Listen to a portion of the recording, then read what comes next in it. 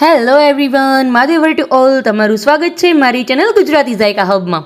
આજે તમારા માટે જામનગરની ફેમસ એવી કચોરી, ડ્રાયફ્રૂટ કચોરી.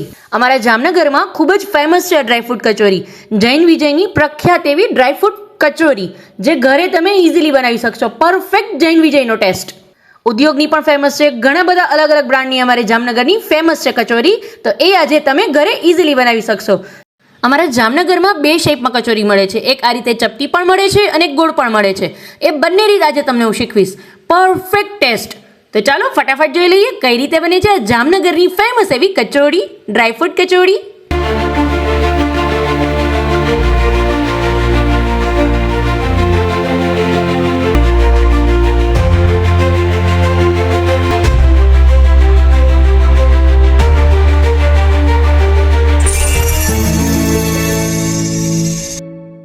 સૌથી પહેલાં આપણે કચોરીનો લોટ બાંધીને રાખી દઈશું. તો એના માટે મેં અત્યારે અહીંયા 500 ગ્રામ જેટલો મેંદો લીધેલો છે. બટ તમારે જો હેલ્ધી વર્ઝન કરવું હોય તો મેંદાની જગ્યાએ ઘઉં અને રવો એ બંને યુઝ કરીને પણ કરી શકો છો. બટ માર્કેટ જેવો પ્રોપર ટેસ્ટ જોઈએ તો એના માટે મેંદો લેશો તો પ્રોપર ટેસ્ટ મળશે. એટલા માટે હું અત્યારે મેંદાનો યુઝ કરીને તમને perfect market style proper taste જોઈએ છે તો એના માટે મેં અત્યારે મેંદાનો યુઝ કરીને પરફેક્ટ તમને માર્કેટ સ્ટાઇલ ટેસ્ટ લઈ આવીશ. અને એની અંદર 1 ચમચી જેટલું મીઠું ઉમેરેલું છે.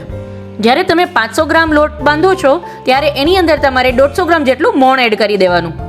અને આશરે એમ કહી શકું કે 150 ગ્રામ જો તમારી પાસે કોઈ મેઝરમેન્ટ ન હોય કે તમે કોઈ ઘરના જ ઇન્ગ્રીડિયન્ટ તમારી પાસે પડ્યા હોય ને એમાંથી બનાવતા હો તો તમારે મોણ કઈ રીતે એડ કરવાનું એ તમને હું બતાવીશ. તો લાસ્ટ સુધી જોજો, વચ્ચેથી સ્કીપ ન કરશો. બિકોઝ આજે તમને હું પરફેક્ટ ટેસ્ટ બતાવવાની છું. એટલો ડિલિશિયસ ટેસ્ટ આવશે કે તમને એવું લાગશે કે તમે માર્કેટમાંથી પરચેસ કરીને ઘરે લાવ્યા છો કચોરી. એ પણ ઘરની બનાવી લો, ફ્રેશ તો હોવાની જ છે. તો આજે આપણે આ ફ્રેશ કચોરી બનાવશું. માટે વચ્ચેથી બિલકુલ વિડીયો સ્કીપ ન કરશો, લાસ્ટ સુધી જોજો એટલે તમે પરફેક્ટ કચોરી તમારી ઇઝીલી ઘરે જ ફટાફટ બની જશે. મારું બધું મોણ છે મેં લોટની અંદર મિક્સ કરી દીધું છે. અને જુઓ તમે આ રીતે લોટને એકદમ સરસ તમે પ્રેસ કરશો ને તો મુઠ્ઠી વળી જવી જોઈએ લોટની. મતલબ એને આપણે ગુજરાતીમાં કહી શકીએ મુઠ્ઠી વળતું મોણ. એકદમ સરસ મુઠ્ઠી વળી જાય ને લોટની, એ છોટે નહીં. જ્યારે તમે મુઠ્ઠી છોડો અને એને આ રીતે તમે જોઈ શકો છો હું હલાવું પણ છું છતાં પણ એ મારો લોટ છે એ છૂટી નથી જતો. ઇટ મીન્સ એ મુઠ્ઠી વળતું મોણ છે. એટલું મોણ તમારે લોટની અંદર એડ કરી દેવાનું. હવે તમને ખબર પડી ગઈ ને મુઠ્ઠી વળતું મોણ મતલબ તમારે મેઝરમેન્ટની પણ જરૂર નથી કે પરફેક્ટ 500 ગ્રામ લોટ છે તો સામે મારે 150 ગ્રામ જેટલું મોણ જોશે. એવું બધું પરફેક્ટ મેઝરમેન્ટ ન હોય છતાં પણ પરફેક્ટ બનશે. આ રીતે બનાવશો એટલે પરફેક્ટ બની જશે. એન્ડ હવે આપણે આનો એક સોફ્ટ લોટ બાંધી લેવાનો છે. બટ લોટ બાંધતી વખતે પાણી એક સાથે એડ નથી કરી દેવાનું. 2 ચમચી જેટલું પાણી એડ કરવાનું અને એકદમ સરસ લોટ બાંધી લેવાનો. એક સાથે બધું પાણી એડ કરી અને એકદમ ઢીલો કે કઠણ એવો લોટ નથી બાંધવાનો. એટલા માટે તમે જોઈ શકો છો હું આ રીતે ખાલી થોડું પાણી છટકોરી અને એકદમ સરસ એનો લોટ બાંધી લઈશ.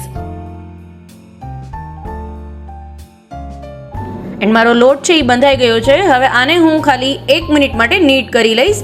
બહુ બધું નીટ નથી કરવાનું, ખાસ ધ્યાન રાખજો. બિકોઝ મેંદાના લોટમાં જ્યારે પણ તમે મોણ એડ કરો છો અને પછી જો એને બહુ વધારે તમે નીડ કરો છો તો શું થશે, તમારું મોણ છે એ પ્રોપર એમાં ટૂંકમાં આખું બધું ભાંગી જશે. મતલબ એકદમ જે સરસ સોફ્ટ જે મોણ પડવું જોઈએ ને એટલું સરસ નહીં રહે. એટલે મેંદાના લોટને ક્યારેય પણ બહુ વધારે ટૂંપવાનો નથી. ખાસ યાદ રાખજો, એ ખાસ ટિપ્સ છે કે જ્યારે પણ તમે મેંદાનો લોટ મોણ નાખીને બાંધો છો ત્યારે એને બહુ વધારે તમારે ટૂંપવાનો નથી. ખાલી 1 મિનિટ માટે પ્રોપર મિક્સ થઈ જાય એટલું જ આપણે એને ટૂંપશું. એન્ડ હવે મારા લોટને ઢાંકી અને સાઈડ પર રાખી દઈશું અને આપણે હવે કચોરીનો માવો બનાવી લઈએ. એના માટે મેં અહીંયા આગલે દિવસે રાત્રે વણેલા ગાંઠિયાનો પ્રોગ્રામ ઘરે કરેલો હતો. તો એના ગાંઠિયા જે છે એ વધેલા છે તો એક ગાંઠિયાનો યુઝ કરી અને હું આજે કચોરી બનાવવાની છું. હવે કચોરીના માવાની અંદર તો ગાંઠિયાનો જ ભૂકો હોય છે. બટ જો તમારી પાસે ગાંઠિયા નથી તો તમે વણેલા ગાંઠિયાની જગ્યાએ ભાવનગરી ગાંઠિયા છે, ફાફડી ગાંઠિયા છે, કોઈ બી મોડા ગાંઠિયા તમે લઈ શકો છો. અને જો તમારે વણેલા ગાંઠિયા જ બનાવવા હોય તો એની લિંક ડિસ્ક્રિપ્શનમાં આપેલી છે, એ પણ તમે ઘરે ઇઝીલી બનાવી શકશો. હવે આ ગાંઠિયાનો છે એકદમ સરસ બારીક એવો ભૂકો કરી લેશું. એક સાથે તમારે મિક્સરમાં નથી ફેરવવાનું, એને પ્લસ મોડ પર તમારે એને ફેરવી અને એકદમ સરસ એનો ભૂકો કરી લેવાનો છે. હવે આપણે આ ગાંઠિયાના ભૂક્કાની અંદર બધો મસાલો કરશું. સૌથી પહેલાં હું 1 કટોરી જેટલો ગોળ એડ કરું છું, જે દેશી ગોળ છે એનો યુઝ કરું છું. અને સાથે એમાં પોણી કટોરી જેટલી ખાંડ એડ કરીશ. આખી નહીં, 1 કટોરી તમે આખી જ્યારે ગોળ લો છો ત્યારે સામે હું પોળી કટોરી જેટલી જ ખાંડ એડ કરું છું. માર્કેટમાં તો બધા એકલા ખાંડ જ યુઝ કરે છે, બટ આપણે થોડું એવું ઘરે બનાવીએ છીએ એટલે આપણે જેટલું ધ્યાન રહી શકે એટલું આપણે હેલ્ધી વર્ઝન કરવાની કોશિશ કરીએ. તો એના માટે હું ખાંડની જગ્યાએ ગોળનો યુઝ કરું છું. અને તમે જો પૂરેપૂરો ગોળ લઈ લેશો ને તો શું થશે કે પ્રોપર છે એ બાઇન્ડિંગ નહીં આવે. એટલા માટે હું આની અંદર હાફ પોર્શનમાં ગોળ અને હાફ પોર્શનમાં ખાંડ એમ યુઝ કરું છું. 2 નંગ લીંબુનો રસ કાઢી અને એને પણ એડ કરી લેશું. એ પછી 2 ચમચી જેટલો જે હાથીનો જે મરચાંનો પાવડર આવે છે એ એડ કરશું. બિકોઝ એ હાથીનો મરચાંનો ભૂકો છે એ થોડો સ્પાઇસી પણ હોય છે અને કલર પણ સરસ આવે છે, તો આપણે એને 2 ચમચી જેટલો એડ કરશું. જો તમને વધુ તીખું પસંદ હોય તો તમે વધુ પણ એડ કરી શકો છો. 2 ચમચી જેટલો જે મહાલક્ષ્મીનો ગરમ મસાલો આવે છે એનો મેં યુઝ કરેલો છે. અત્યારે 2 ચમચી જેટલો ગરમ મસાલો એડ કરશું. 1 ચપટી જેટલું મીઠું એડ કરશું. બિકોઝ ગાંઠિયામાં તો મીઠાનું પ્રમાણ હોય જ છે, મીઠાવાળા જ ગાંઠિયા હોય છે ઓબ્વિયસલી, એટલા માટે મીઠું વધારે બિલકુલ ન પડી જાય એનું ધ્યાન રાખજો. ખાલી 2 ચપટી જેટલું જે મસાલાના ભાગનું જ આપણે મીઠું એડ કરશું.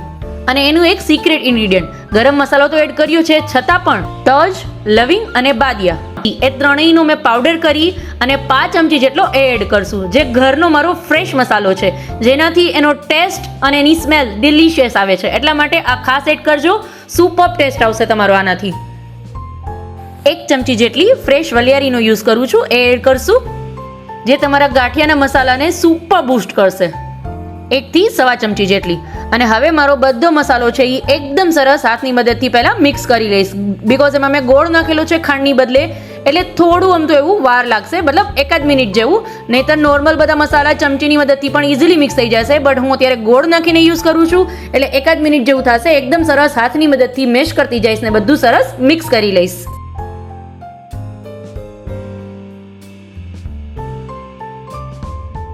એટલે એક પણ ગોળની ગાંગડી છે એ રહી ન જાય. એકદમ સરસ હાથની મદદથી મેશ કરતું જવાનું ને મિક્સ કરી લેવાનું. જોઈ લો ફ્રેન્ડ્સ, મારો બધો મસાલો છે એ એકદમ સરસ મિક્સ થઈ ગયો છે. એનો કલર પણ એકદમ ડિલિશિયસ આવી ગયો છે. હવે એની અંદર હું કાજુને મેં ફાઇનલી 2 પીસમાં ચોપ કરીને લીધેલા છે. એકદમ નાનો નાનો ભૂકો કે બારીક સુધારવાના નથી તમારે. નોર્મલી કાજુને હાફ પોર્શનમાં કટ કરીને મેં લીધેલા છે, એને એક એડ કરશું. અને સાથે સાથે જે ગ્રીન કિસમિસ આવે છે એને પણ એડ કરશું. એનું પ્રમાણ તમે તમારા ટેસ્ટને અકોર્ડિંગ રાખી શકો છો, વધારે અથવા ઓછું. જે પણ તમને વધુ પસંદ હોય એ ડ્રાયફ્રૂટ તમે વધુ એડ કરી શકો છો. બટ અત્યારે હું બંને છે એ સરખા પ્રમાણમાં લઉં છું, કાજુ અને કિસમિસ બંને.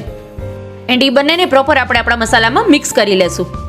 એન્ડ હવે આ મારો મસાલો તો કચોરીનો એકદમ રેડી થઈ ગયો છે, બટ હજી આની જે આપણે ગોરીંડી વાળશું ને તો એ શું થશે કે છૂટી જશે. તો હવે એવું ના હોવું જોઈએ. તમે જ્યારે પણ કચોરીને વચ્ચેથી બ્રેક કરો છો, પીસ કરો છો, તો એની અંદર પ્રોપર મસાલો એનો રહેવો જોઈએ, છૂટી ન જવું જોઈએ. બિકોઝ તમે માર્કેટમાંથી જ્યારે પણ કચોરી પરચેસ કરો છો તો વચ્ચેથી એનો મસાલો છે એ કણી કણી થઈને ભૂકો થઈને બહાર નથી આવી જતો, રાઈટ? તો હવે એ પ્રોપર મસાલો બનાવવા માટે એક સિક્રેટ ટીપ છે. તમારે શું કરવાનું, ખાલી આની અંદર થોડું થોડું પાણી છટકોડી અને એનો એકદમ સરસ મસાલો બધો મિક્સ કરી લેવાનો અને પછી એની ગોરીંડી વાળવાની. એટલે એકદમ સરસ બાઇન્ડિંગ આવી જશે ને તમે જ્યારે પણ કચોરીના 2 પીસ કરો છો ત્યારે તમારી વચ્ચેથી કચોરીનો જે મસાલો છે એ બહાર નહીં નીકળી જાય, પ્રોપર એમાં પરફેક્ટ બેસી જશે. જોઈ લો ફ્રેન્ડ્સ, મારો કચોરીનું જે અંદરનું સ્ટફિંગ છે, મસાલો છે એ પરફેક્ટ બનીને રેડી થઈ ગયો છે. હવે એની નાની નાની સાઇઝની આપણે ગોરીંડી વાળી લેશું. એનું સાઇઝ છે એ સાવ નાની રાખવાની, બિકોઝ એની ઉપર એનું હજી આપણે પડ કવર કરશું, એટલા માટે એની સાઇઝ જો બહુ મોટી ન કરવી હોય તમારે તો સાવ નાની નાની સાઇઝની પહેલાં એની બધી ગોરીંડી વાળીને આપણે રેડી કરી લેશું.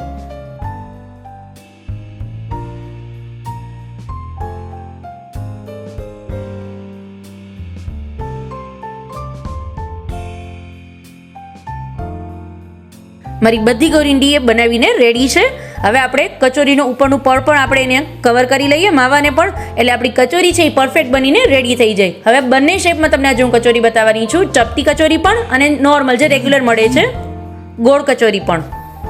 એના માટે મેંદામાંથી એક લુઓ આપણે થોડો એવો પોર્શન લઈ લેશું અને એને હાથની મદદથી આ રીતે પ્રેસ કરી, અને જો તમે લોટની કેવી કન્સિસ્ટન્સી છે, મારે ઢીલો પણ નહીં ને કઠણ પણ નહીં, ખાલી નોર્મલી હાથની મદદથી પ્રેસ કરું તો પૂરીની જેમ થોડું પકતું થઈ જાય, બસ એટલી કન્સિસ્ટન્સી, એવી કન્સિસ્ટન્સી હોવી જોઈએ કે ઇઝીલી તમે હાથની મદદથી પ્રેસ કરો તો એકદમ સરસ એ પોડું થઈ જાય. હવે એની અંદર મારું એક કચોરીનું જે સ્ટફિંગ મેં બનાવીને રેડી કરેલું છે એને આપણે વચ્ચે રાખશું. અને હવે એને ઉપરથી આ રીતે એકદમ સરસ ગોળ ગોળ આપણે ફેરવી અને કવર કરી લેશું. અને એક્સ્ટ્રા જે આપણો જે લોટનો ભાગ છે એ કાઢી લેશું અને એને ફરી પાછું પ્રેસ કરી, નોર્મલી હાથની મદદથી થોડું એમ થોડું પ્રેસ કરી અને એકદમ સરસ ગોળ શેપ આપી દેશું. તો રેડી છે મારી ગોળ કચોરી. અને જો તમારે એને ચપટી કચોરી બનાવવી છે તો એ જ ગોળ કચોરીને હાથની મદદથી, હથેળીની મદદથી લાઇટલી તમે એને પ્રેસ કરશો એટલે એ ચપટી કચોરી બની જશે. તો તમને જે પણ શેપ પસંદ હોય એ તમે બનાવી શકો છો. એન્ડ હવે આ કચોરીને ફ્રાય કરવા માટે મેં ઓલરેડી તેલ છે એ ગરમ કરવા માટે મૂકી દીધેલું છે. હવે તળવા માટેની એક ખાસ ટિપ્સ છે. ખાસ ધ્યાન રાખજો, જ્યારે પણ તમે કચોરીને ફ્રાય કરો છો, તળો છો, તો તળતી વખતે તેલ છે એ એકદમ ગરમ હોવું જોઈએ. એકદમ ગરમ તેલ હોય અને એને સાવ ધીમો ગેસ કરી, સાવ ફ્લેમ સ્લો કરી અને પછી એની અંદર કચોરી બધી એડ કરી દેવાની. એનાથી શું થશે, તમારી કચોરીની ઉપર જે દાણો દાણો જે નીકળી આવે છે એ નહીં નીકળે અને પ્રોપર એનો કલર પણ મેન્ટેન થશે. માટે કચોરીને છે એ એકદમ હાઈ ફ્લેમ પર તમારે ફ્રાય નથી કરવાની. તેલ એકદમ ગરમ થઈ જાય પછી તરત જ ફ્લેમ સાવ સ્લો કરી અને બધી કચોરી એડ કરી દેવાની અને પછી સાવ એને સ્લો ફ્લેમ પર જ તમારે એને તળવાની રહેશે. એટલે એકદમ સરસ અંદરથી સોફ્ટ અને ઉપરથી એકદમ ક્રિસ્પી એવું એનું પડ બનીને રેડી થઈ જશે. અને જો તમારું તેલ છે એ એકદમ ગરમ નહીં થયું હોય, તેલ ગરમ નહીં થઈ ગયું હોય ને છતાં પણ તમે કચોરી એડ કરી દેશો તો શું થશે, તમારી કચોરી છે એ ખુલી જવાનો ડર રહેશે અને તમારું તેલ પણ બધું બગાડશે. એટલા માટે તેલ એકદમ ગરમ થઈ જાય, એકદમ ધુવાળા નીકળે એવું ગરમ થઈ જાય પછી ફ્લેમ સ્લો કરીને બધી કચોરી એડ કરવાની અને પછી એને મીડિયમ ફ્લેમ અથવા સાવ સ્લો ફ્લેમ પર જ ફ્રાય કરવાની રહેશે. તો આ મારી સિક્રેટ ટિપ્સ છે, ખાસ યાદ રાખજો અને આ જ રીતે કચોરી બનાવજો તો તમારી કચોરી ક્યારેય પણ નહીં બગડે, ક્યારેય પણ તેલમાં ખુલી પણ નહીં જાય કે નહીં ક્યારેય પોચી કે કડક કે એવો પ્રશ્ન આવશે. પરફેક્ટ કચોરી બનીને તમારી રેડી થશે. એન્ડ હવે આ રીતે અંદર જારો હલાવતા જશું અને એને બંને બાજુથી એકદમ સરસ ક્રિસ્પી ગોલ્ડન ન થાય ત્યાં સુધી આપણે એને ફ્રાય કરી લેશું.